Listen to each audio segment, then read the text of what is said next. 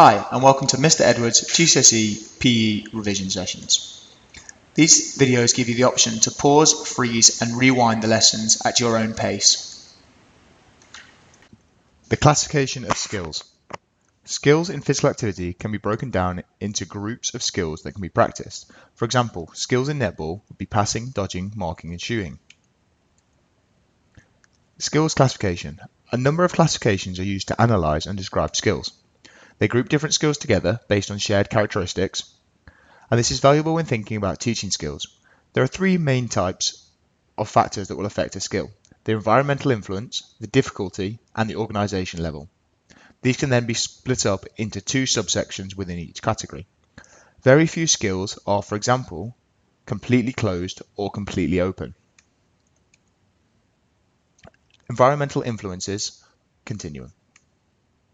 The ECI considers the factors that surround a performer as they execute their skill. Closed skill, these are not affected by the environment because they are predictable. The timing of the skill is down to the individual. There are very few variables that are outside their control. When it talks about the environment, it's not just talking about nature. For example, if you're in a sports game, or say, for example, basketball, the people around you, so the players, the fans, the referee, the music, all these various different things are part of the environment that is describing here. Open skills are affected by the unpredictable and changing environment. The completion of the skill is influenced by the conditions of play, teammates, and opponents. Skills, key terms. These will come up as AO1 questions in your exam. Skill. This is defined in physical activity is a specific and defined task that can be learned and practiced. Continuum. This is defined as a line with a classification extreme at each end. Closed skill. This is defined as a skill performed in a predictable environment. And open skills. This is defined as a skill performed in an unpredictable environment where the performer has to react to and adjust to a changing nature of the situation. Examples. Closed skills. Javelin is a great example of a closed skill. The exact timing of the throw is down to the athlete, who is throwing the same weight javelin in a very similar environment every time they throw it. Whereas an open skill, for example a rugby tackle, the timings and style of the tackle is heavily influenced by many factors, including the ball carrier, the tackler, the teammates, and his position on the pitch. Pause the video for as long as it takes to answer the following question. Place the following skills on the continuum. Skill difficulty continuum.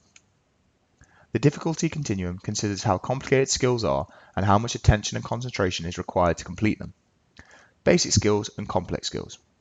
Basic skills have few subroutines and require a relatively low level of attention to complete them. Complex skills. These are the opposite. They are made up of lots of subroutines and require great concentration because they are very difficult. Examples. A basic example would be running. 400-meter running is relatively a basic skill because it has a few subroutines and low levels of concentration is required to execute it. Complex. Complex skill would be a twisting somersault in gymnastics. It has many subroutines and high levels of concentrations are needed to perform them. You can also break down a skill as if you can practice each individual segment. For example, when you're running, you can't really practice your arm movements and your leg movements. You have to practice them all as one movement.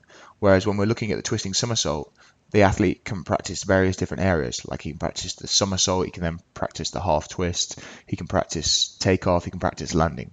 Skill difficulty continuum. The organization continuum considers how tightly knit together the subroutines are.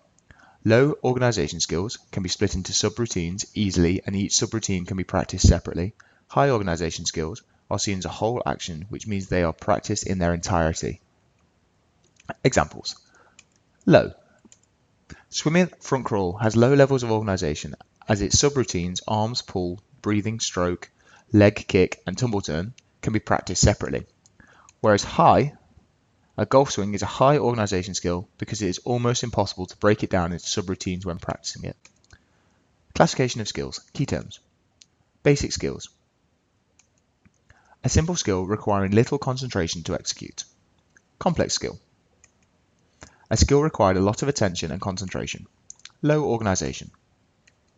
A basic skill that can be broken down into different phases so each part can be practiced separately. High organization. a skill that cannot be broken down easily and practiced separately because the phases of the skill are closely linked. Thank you for listening to Mr. Edwards' GCSE PE revision videos. If you have any questions, feel free to email me on damianedwards@kingselbarsha.com. Cheers, bye.